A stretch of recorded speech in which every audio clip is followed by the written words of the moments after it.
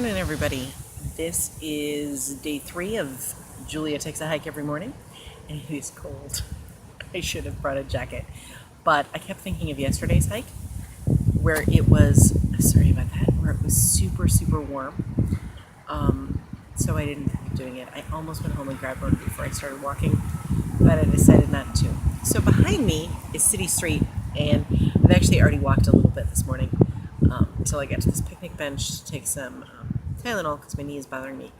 I am finding out that despite the fact my left leg is the one that's injured, my right leg is the one that's giving me the most trouble while walking. And I think it's just because I've been overcompensating for so long, so I'm hoping that if I do this every day, it'll get better. So this is a little section that I'm going to hike today of the Glacial Drumlin Trail. And I'm at the very beginning of where it gets nice and pretty. So we're going to try to show you all of the things. That's probably too fast. I'm sorry. I will eventually figure out the speed at which I need to do all of this stuff if I do it all the time.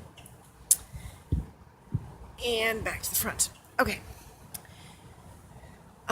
So I also figured out that the trail that I walked yesterday, the route that I took yesterday and the length that I took, one way was 0.9 miles. So back and forth was 1.8, which I am super, super excited about because I was thinking it was a lot less than that. I kept saying, oh, this isn't very much. Now, in the grand scheme of things, 1.8 miles is not a very lot, but I'm walking with 2 feet and 2 boots, and it's awesome. Oh, about my boots, I really, really love them. I'm so glad I got them. Quick little story. So the guy, REI is supposed to be super helpful. I didn't really find him to be super helpful, but the guy there got me a couple of things, and he actually suggested this brand. But there wasn't any fittings or, any real consultation or anything like I've heard everyone else get. And I think that I may have gotten like a half size too small, or I may need a wide, but that'll be for the next pair. I really do like them, and I really think they're helping a lot. But you know that little mountain? Okay, there's a tiny little rock inside the shoe department of the REI. It has a handrail. And the idea is that you play on the mountain a little bit to see how the shoes fit with, going at different angles and stuff.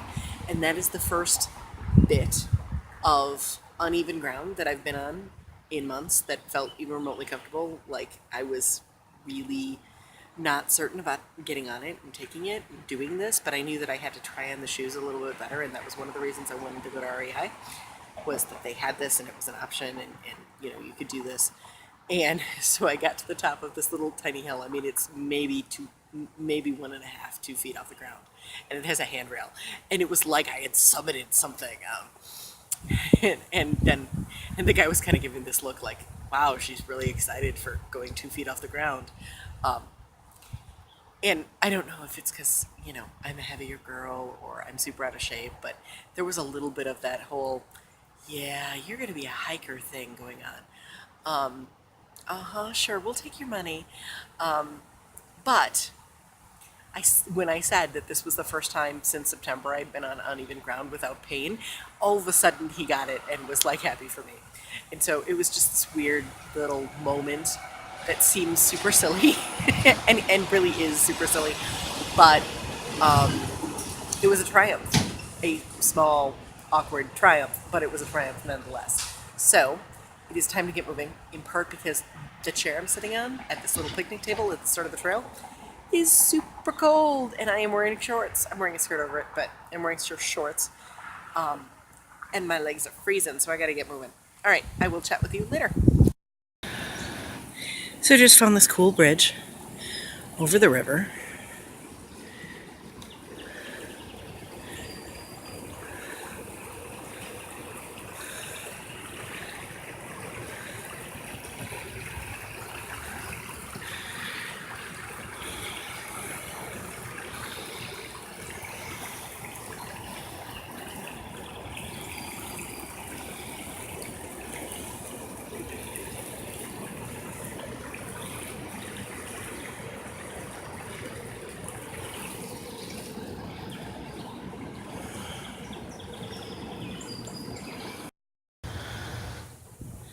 So after the river, you cross some railroad tracks.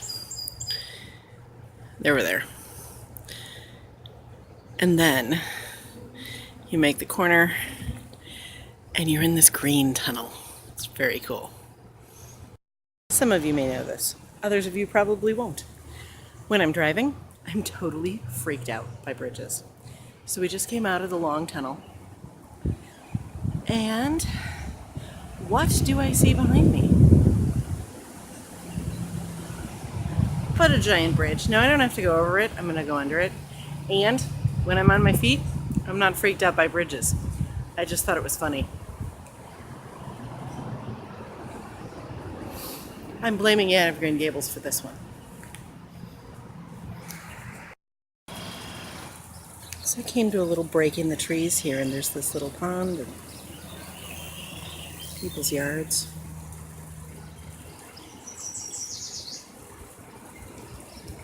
There's a way to get down there. But it looks, it's a little bit steep. And gravelly, at least until you get down to the stairs. So while it looks really awesome, I think I'm going to skip that. And then on the other side, it just feeds off into big drainage ditches.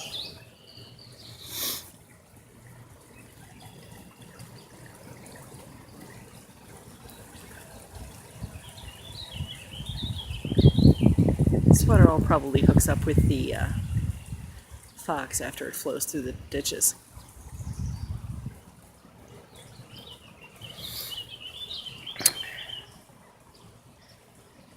This is one of the things I like best about urban hikes. These little surprises.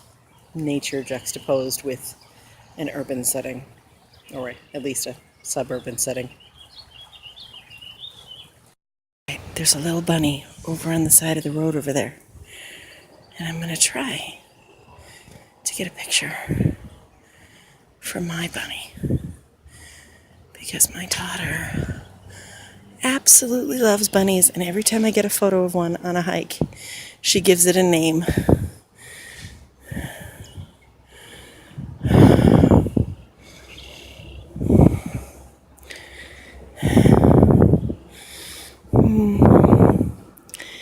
I don't see a bunny down there.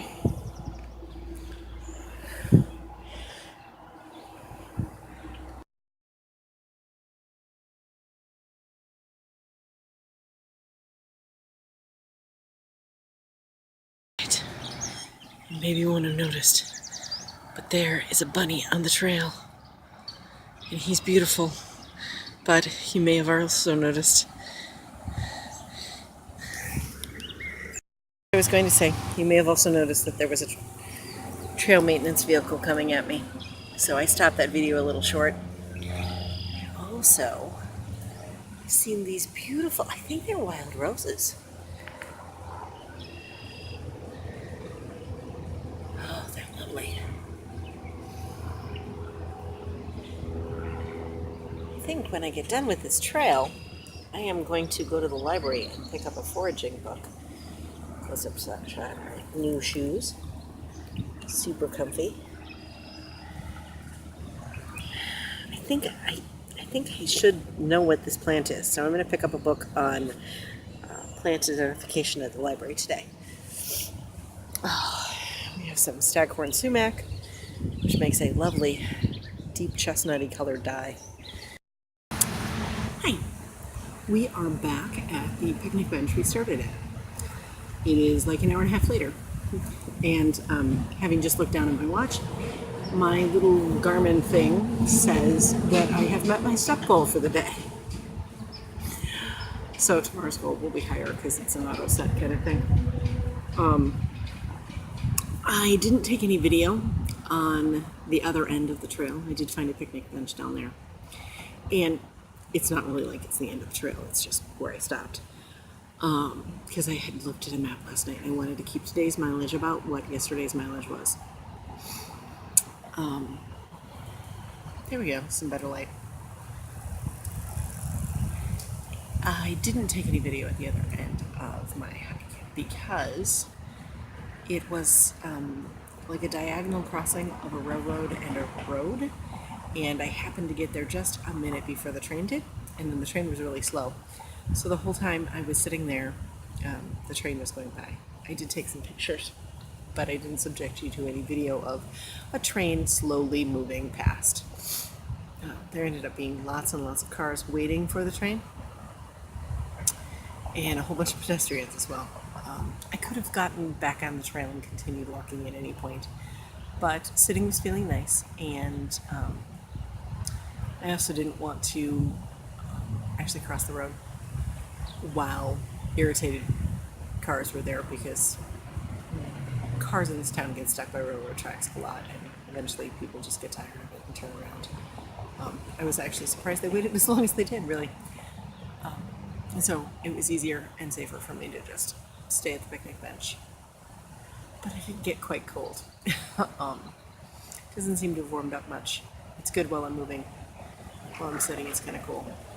This spot is much more sheltered than the other one is, so I'm kind of out of the wind here, so not so bad.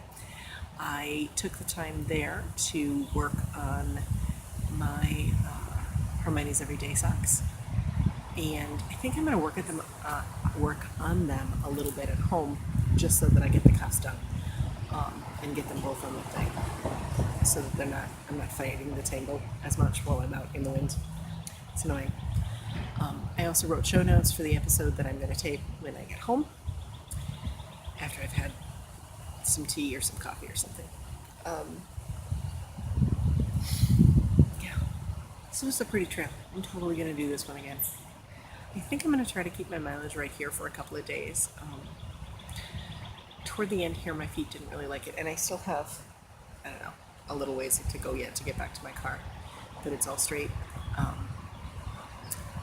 So I think I need to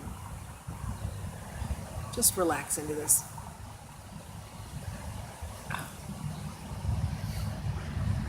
It's just really pretty.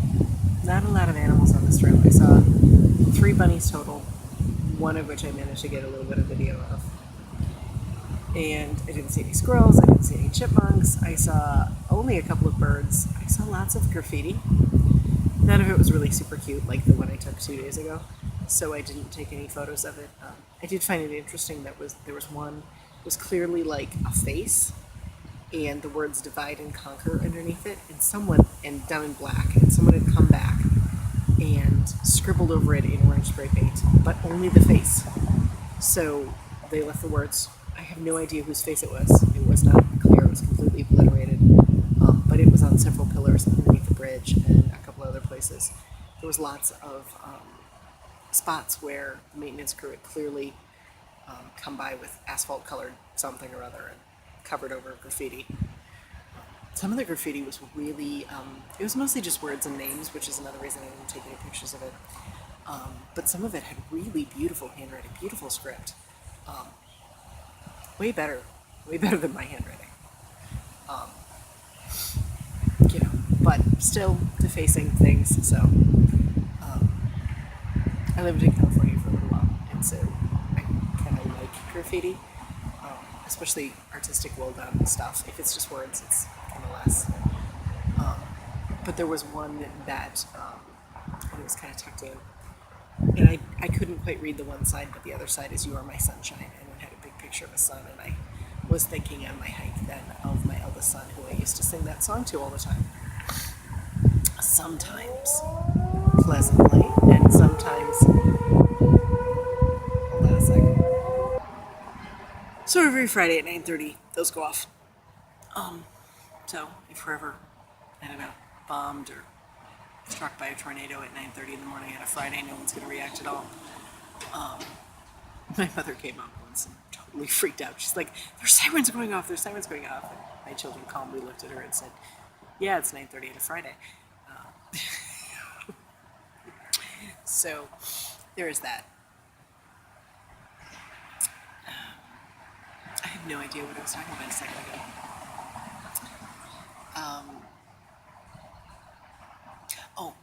You Are My Sunshine. So I used to sing it to my eldest son, and When he was little, I sang it very seriously, and You're My Sunshine.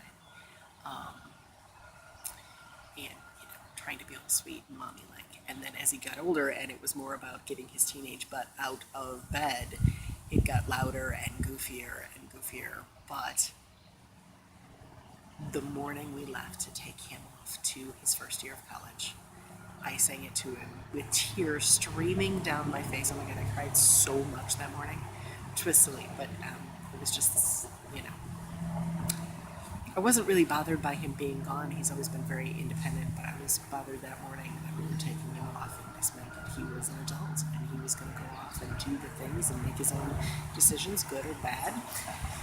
And so that morning, You Are My Sunshine was very,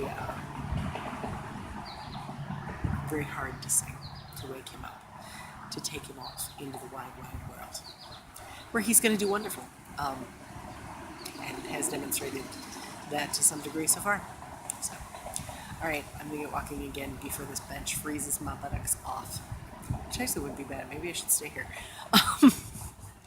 That was terrible. Okay, I really am leaving. Bye.